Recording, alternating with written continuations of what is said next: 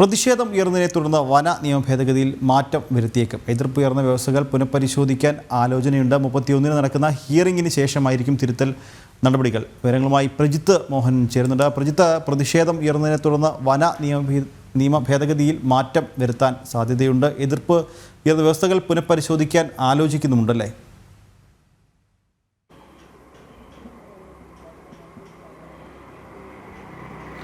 നിഖില, വലിയ വിമർശനമാണ് ഇപ്പോൾ നിലവിൽ കൊണ്ടുവന്നിരിക്കുന്ന വന നിയമ ഭേദഗതിയുടെ കരട് രൂപത്തിനെതിരെ ഉയർന്നിരിക്കുന്നത്. പ്രത്യേകിച്ച് ബില്ലിലെ 63, 52 വ്യവസ്ഥകളാണ് ഏറ്റവും പ്രതിഷേധം ഉയർത്തുന്നത്. പ്രത്യേകിച്ച് ഈ വിഷയവുമായി ബന്ധപ്പെട്ട് വനങ്ങളിലെ നിയമലംഘനവുമായി ബന്ധപ്പെട്ട് വിവിധ കാര്യങ്ങൾക്ക് ഇപ്പോൾ സ്ഥാപനങ്ങളിലും വ്യക്തികളുടെ വീടുകളിലുമൊക്കെ വാറന്റ് കൂടാതെ തന്നെ പരിശോധന നടത്താനും അറസ്റ്റ് ചെയ്യാനും ഒക്കെ അടക്കമുള്ള അമിതാധികാരം വനംവകുപ്പ് ഉദ്യോഗസ്ഥർക്ക് നൽകുന്ന വ്യവസ്ഥകളാണ് ഇനി ഈ കരടിൽ ഉണ്ടായിരുന്നത്. ഇത് തന്നെയാണ് ഏറ്റവും വലിയ പ്രതിഷേധത്തിന് കാരണമായത്. അതോടൊപ്പം ഇപ്പോൾ വനത്തിലെ അല്ലെങ്കിൽ വനത്തോട് ചേർന്ന് നിൽക്കുന്ന ജലാശയങ്ങളിലേക്ക് മത്സ്യബന്ധനം അടക്കമുള്ള കാര്യങ്ങൾ ചെയ്താൽ അതിനും നടപടി ഉണ്ടാകാവുന്ന രീതിയിൽ, അതിനും ഈ രീതിയിലുള്ള അറസ്റ്റ് അടക്കമുള്ള നടപടികളിലേക്ക് പോകാവുന്നു എന്നുള്ളതാണ് ഈ നിയമത്തിലെ വലിയ വിമർശനമായി കാണുന്നത്. അതോടൊപ്പം തന്നെ ഈ വനത്തിൽ നിന്ന് ചുള്ളിക്കമ്പുകളും മറ്റും ശേഖരിച്ച് ഉപജീവനം കഴിക്കുന്ന വനവാസികളെ അടക്കം വളരെ ദോഷകരമായി ബാധിക്കുമെന്നുള്ള വിമർശനങ്ങളും ഉയർന്നിരുന്നു.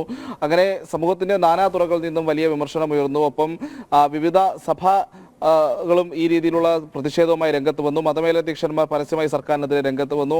ഒപ്പം മുന്നണിയിലെ പ്രധാനപ്പെട്ട ഘടകകക്ഷികളൊന്നായ കേരള കോൺഗ്രസ് എമ്മും വലിയ പ്രതിഷേധം അറിയിച്ചിട്ടുണ്ട്. മുഖ്യമന്ത്രിയെ നേരിൽ കണ്ടുകൊണ്ട് ഏത് രീതിയിലാണ് ഈ വിവാദങ്ങൾ തങ്ങളെ ബാധിക്കുക എന്നടക്കമുള്ള, പ്രത്യേകിച്ച് കേരള കോൺഗ്രസിന്റെയൊക്കെ പ്രധാന വോട്ട് ബാങ്കായ കോട്ടയം അല്ലെങ്കിൽ മധ്യകേരളത്തിലെ കിഴക്കൻ മേഖലകളിലൊക്കെ വലിയ രീതിയിലുള്ള എതിർപ്പ് ഈ നിയമത്തിനെതിരെ ഉണ്ട്, അല്ലെങ്കിൽ ഈ ഭേദഗതിക്കെതിരെ ഉണ്ട്. ഇപ്പോൾ തന്നെ വനംവകുപ്പ് ഉദ്യോഗസ്ഥരുമായി പലയിടത്തും നാട്ടുകാരുമായി പ്രശ്നങ്ങൾ ഉണ്ടാകുന്ന സാഹചര്യങ്ങളുണ്ട്. ഈ പ്രത്യേകിച്ച് ഈ മനുഷ്യ സംഘർഷവുമായി ബന്ധപ്പെട്ട് അതിലുള്ള നടപടികൾ സ്വീകരിക്കാത്തത്, അല്ലെങ്കിൽ അതിൽ ഏകപക്ഷീയമായി നാട്ടുകാർക്കെതിരെ നടപടികൾ സ്വീകരിക്കുന്നതിനുള്ള വലിയ വിമർശനങ്ങൾ വനംവകുപ്പിനെതിരെ വരുന്നുണ്ട്. അപ്പോൾ ഈ സാഹചര്യത്തിൽ കൂടിയാണ് കൂടുതൽ കർശനമായ നിയന്ത്രണങ്ങളുമായി വരുന്നത്. തങ്ങളുടെ സ്വൈര ജീവിതത്തെ അടക്കം ബാധിക്കുമെന്നും വനംവകുപ്പിന് ഈ മേഖലകളിൽ കൂടുതൽ അധികാരം ലഭിക്കുമെന്നും അടക്കമുള്ള വിമർശനങ്ങൾ സജീവമായത് ഇത്തരം മേഖലകളിൽ വലിയ ചർച്ചാ വിഷയമായിട്ടുണ്ട്. അടുത്ത തെരഞ്ഞെടുപ്പിനെയൊക്കെ ബാധിക്കുന്ന രീതിയിലേക്ക് വളർന്നിട്ടുണ്ട്. അപ്പോൾ ഈ ഒരു സാഹചര്യത്തിലാണ് ഇപ്പോൾ ഈ പുതിയ കരട് ഭേദഗതിയിൽ മാറ്റം വരുത്താനുള്ള തീരുമാനത്തിലേക്ക് സർക്കാർ പോയിരിക്കുന്നത്. ഈ വരുന്ന 31-ാം തീയതി നടക്കുന്ന പബ്ലിക് ഹിയറിംഗുമായി ബന്ധപ്പെട്ട് അതിൽ ലഭിക്കുന്ന നിർദ്ദേശങ്ങളുടെ അടിസ്ഥാനത്തിൽ നിലവിൽ കൊണ്ടുവന്നിരിക്കുന്ന ഭേദഗതിയിൽ മാറ്റങ്ങൾ വരുത്തുമെന്നുള്ളതാണ് സർക്കാർ കേന്ദ്രങ്ങളിൽ നിന്ന് നമുക്ക് ലഭിച്ചിരിക്കുന്ന അറിയിപ്പ്. പക്ഷേ ഇത് ഏതാണ്ട് പൂർണ്ണമായും ഈ ഭേദഗതികൾ, പ്രത്യേകിച്ച് ഈ വിവാദമായിരിക്കുന്ന വ്യവസ്ഥകൾ ഒഴിവാക്കാനുള്ള നടപടിക്രമത്തിലേക്ക് തന്നെ സർക്കാർ പോകേണ്ടി വരുമെന്നുള്ളതാണ് നിലവിലത്തെ അവസ്ഥ.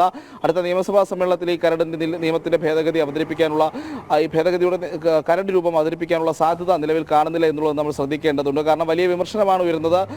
ഈ സർക്കാർ തലത്തിൽ പ്രത്യേകിച്ച് വനമന്ത്രി സ്വീകരിക്കുന്ന നിലപാടുകൾക്കെതിരെയും രൂക്ഷമായ വിമർശനം പലയിടങ്ങളിൽ നിന്ന് ഉയർന്നു വരുന്നുണ്ട്. അപ്പോൾ സർക്കാർ പൂർണ്ണമായും ഈ വിവാദ വ്യവസ്ഥകൾ ഒഴിവാക്കിക്കൊണ്ടുള്ള ഒരു കരട് ബില്ലിനായിരിക്കും അന്തിമമായി നിയമസഭയിൽ എത്തുക എന്നുള്ളതാണ് നമുക്ക് ഇപ്പോൾ പറയാൻ കഴിയുന്നത്. നിഖിൽ.